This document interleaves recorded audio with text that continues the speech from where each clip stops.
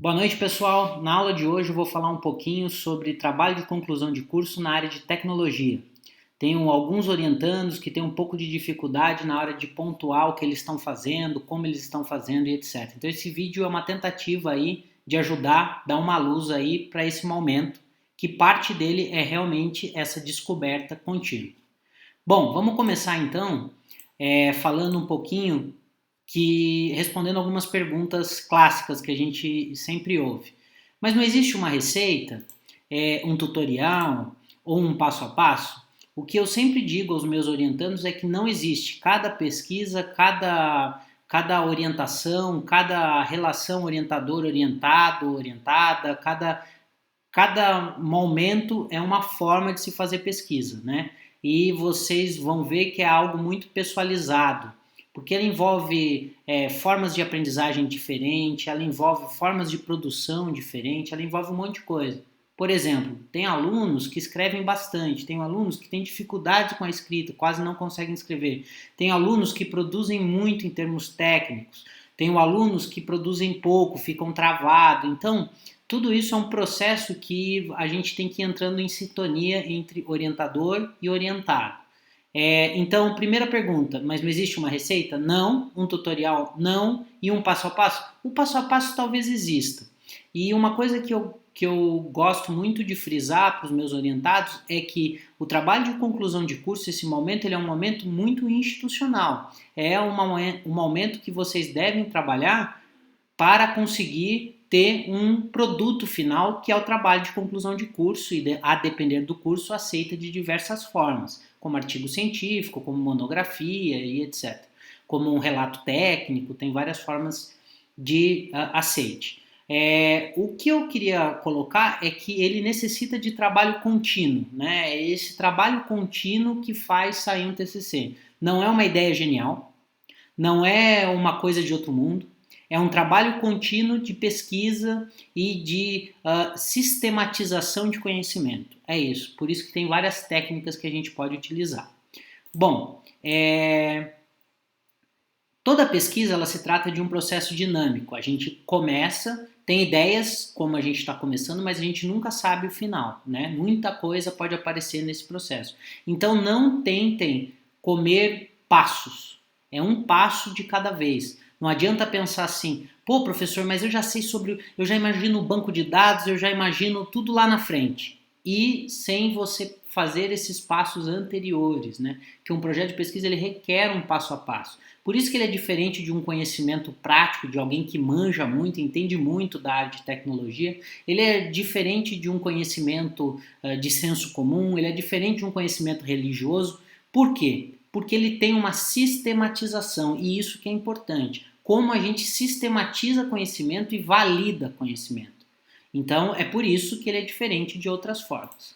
Ele se altera conforme a pesquisa, então ele é um processo que você está indo para um caminho, do nada você encontra algumas barreiras, algumas coisas, e isso tem que mudar. Por isso que a gente fala em projeto de pesquisa e depois um relatório final. E há diferenças entre uma coisa e outra. Não necessariamente o que eu projetei é aquilo que vai sair.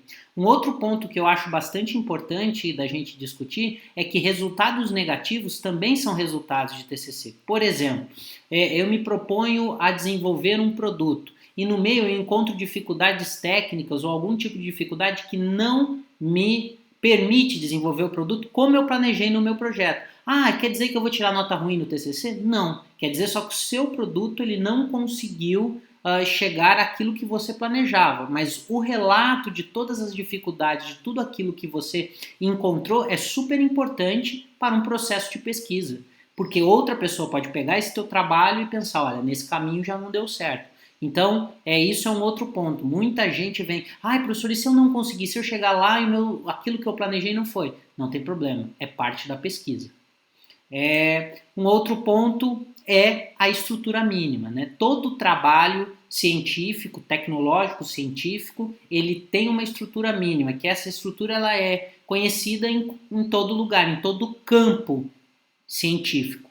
Então, qualquer pessoa que pega o seu trabalho, ela reconhece esse trabalho como sendo científico porque ele tem uma estrutura. A escrita científica ela é um estilo de linguagem, é uma forma de se escrever, é uma forma de expressão. Por isso que é importante também a escrita constante, né? Até o aluno ou a aluna se adequar a esse processo. Escrever é o mais importante nesse processo, assim. Aqui um memezinho, né? Eu odeio que absolutamente tudo em pesquisa acadêmica tem que justificar. Eu escolhi esse tema porque eu quis, é relevante porque eu gosto e a metodologia foi a que deu, né? Frequentemente a gente pensa assim, mas por que você está indo por esse caminho? Professor, porque eu acho, eu penso. Isso aí tem que começar a sumir do vocabulário. Você tem que começar a entender e colocar pontos, fatos que te dizem alguma coisa aí, que te explicam, que sustentam o teu posicionamento, né? Então a escolha do tema ela tem que ter uma justificativa, a relevância dele, né? E a metodologia ela tem que fazer sentido com a escolha dessa temática. Por exemplo, se eu quero compreender sobre a aceitação de um determinado produto, eu posso fazer uma pesquisa mais do campo de marketing, por exemplo. E aí eu preciso ter um método que corresponda. Eu vou usar questionário, eu vou usar entrevista, eu vou usar grupo focal. Tudo isso são métodos, né? Uma outra coisa, onde está o segredo, né? Eu não costumo dizer que há um segredo, mas eu tenho certeza de que o ponto fundamental é ter um bom objetivo e ter trabalhado esse objetivo. Falem com seus amigos, falem com seus orientadores para tornar esse objetivo, assim, a escolha desse objetivo, essas pessoas fazerem o papel de advogado do diabo, do porquê da escolha. Esses porquês eles têm que ser muito claros, né?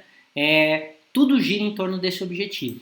Bom, continuando então, a gente tem uma diferença, e eu acho que é isso que pega na grande maioria dos casos, entre o objetivo científico e o objetivo tecnológico. Um curso de tecnologia, como o de processos químicos e o de análise e desenvolvimento de sistemas que a gente tem no Instituto Federal de São Paulo, Campus Capivari, todo curso de tecnologia ele tem que agregar esses dois objetivos, essas duas coisas, ele tem que ser uma mescla disso. O que é um objetivo científico? É você ter noção ou é você estar a par do que o campo científico discute, o que se está discutindo naquilo. E um objetivo técnico, ou essa aproximação desses dois objetivos vai se transformar no objetivo tecnológico, o objetivo técnico, frequentemente ele está ligado à melhora de processos e produtos. Um objetivo tecnológico, que é a síntese desses dois, ou a aproximação desses dois, óbvio que o trabalho de vocês, tem trabalho de alunos meus que foram muito mais para um objetivo científico, tem trabalhos de alunos meus que foram muito mais para um objetivo técnico, e tem trabalhos de alunos meus que conseguiram ficar nesse meio termo. Então, é uma escolha que frequentemente ela vai sendo conduzida conforme o processo de pesquisa. Por exemplo, alunos de ADS, a criação de um sistema. Toda a criação de um sistema, todo esse relato, ele está muito relacionado a um objetivo técnico. No entanto, a gente não pode esquecer toda a discussão que tem que ser feita cientificamente a partir disso. Vou usar um exemplo. Um aluno meu, Fábio Cardoso, ele desenvolveu um chatbot para ser usado na educação, né? Então, o desenvolvimento de um chatbot, etc. Toda a parte de desenvolvimento de chatbot, a plataforma que ele escolheu, a forma como ele foi trabalhar, estão relacionados com o objetivo técnico, né? São escolhas técnicas. Do porquê eu trabalhar com uma plataforma que é open source, do porquê eu trabalhar com um determinado banco de dados, etc. Mas a gente não se abdicou, ou seja, a gente não deixou de fazer uma discussão científica, ou seja, da presença de tecnologia da informação e da comunicação no processo de pesquisa.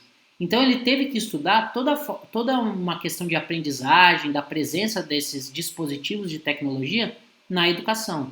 Então ele desenvolve um objetivo técnico, um produto, um sistema a partir, né? Ele desenvolve esse sistema, só que respaldado numa literatura científica.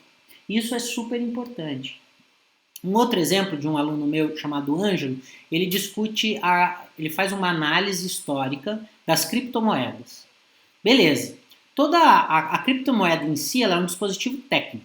né? Como que você cria, etc. Como que ela é criada, como que você pode usar, o que você pode usar, o que você não pode, o que é o blockchain, como que o blockchain dá toda a possibilidade de existir criptomoeda e tal. Toda essa discussão ela tem mais de um cunho técnico. No entanto, ele fez toda uma discussão científica no sentido de que quais tecnologias estão relacionadas com 3 tipos de criptomoeda lá que ele escolheu segundo o mercado. Então, quais são os conhecimentos científicos que propiciaram a criação desse objetivo técnico? Então, é sempre essa inter-relação que é fundamental em cursos de tecnologia, né? E é isso que eu acho que vocês têm que procurar, tá? Bom, aqui tem um esqueminha que você escolhe o tema, faz a revisão bibliográfica. Essa revisão bibliográfica é fundamental para a gente entender quem está falando, o que está falando, quais são os gaps na literatura, o que falta nessa literatura. Tudo isso é um processo cíclico que nos faz definir e redefinir um objetivo. Definido esse objetivo, aí a gente começa o desenvolvimento. Então, o que eu falo para vocês? Vocês estão nessa parte. Vocês têm que fazer isso antes. Não adianta eu pensar lá na frente, num baita de um sistema que vai resolver o problema de um monte de gente. Eu tenho que pensar agora nisso. Institucionalmente, o que nós vamos cobrar agora é isso. Eu vou continuar com outros vídeos sobre isso, mas espero que esse já tenha ajudado vocês. Qualquer coisa estou à disposição. Se cuidem, ouçam e se atentem aos anúncios das organizações de saúde e que rapidamente passaremos por isso. Muito obrigado, até mais.